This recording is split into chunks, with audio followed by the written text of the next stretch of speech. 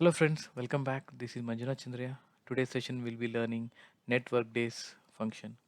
If you're new to this channel, do subscribe, hit the bell icon for more interesting videos and notifications. Let's start. What is network days? There are two functions, network days and network days international.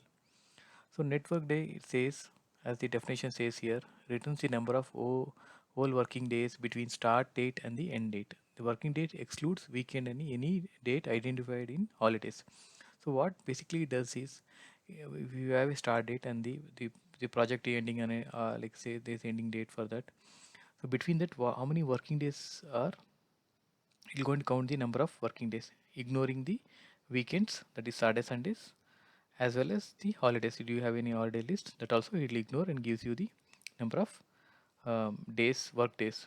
Let's start. So I have a small data, I have a project's number, start date of the project, and the project deadline.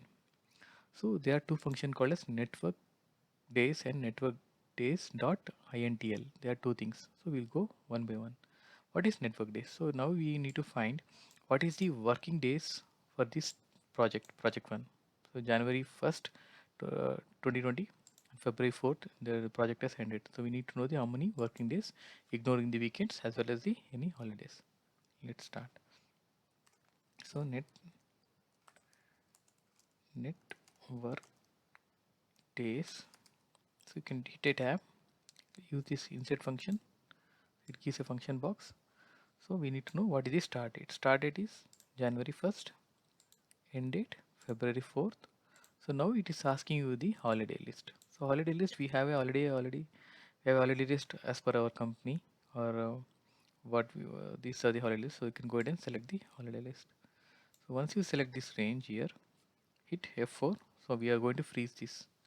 So this function is helpful to know that what exactly we need to consider. So now you can see it shows you the result here 23. So it gives the 23 days. As you can see in our holiday list, we have January 15th as the holiday, so it is showing 23. If I remove this, it will show you as 24. Right? Very simple and very easy to uh, get these working days. This can be calculated for the labor charges or the accrual, based on accrue on the number of working days, employee benefits, so how many days he have worked. So this function is very helpful to get. You can drag this formula down, right? This is the network days. What is network days dot international? So internationally says, so different company, different country has different holiday weekends. Say in US and UK they use Saturday Sunday as the weekends.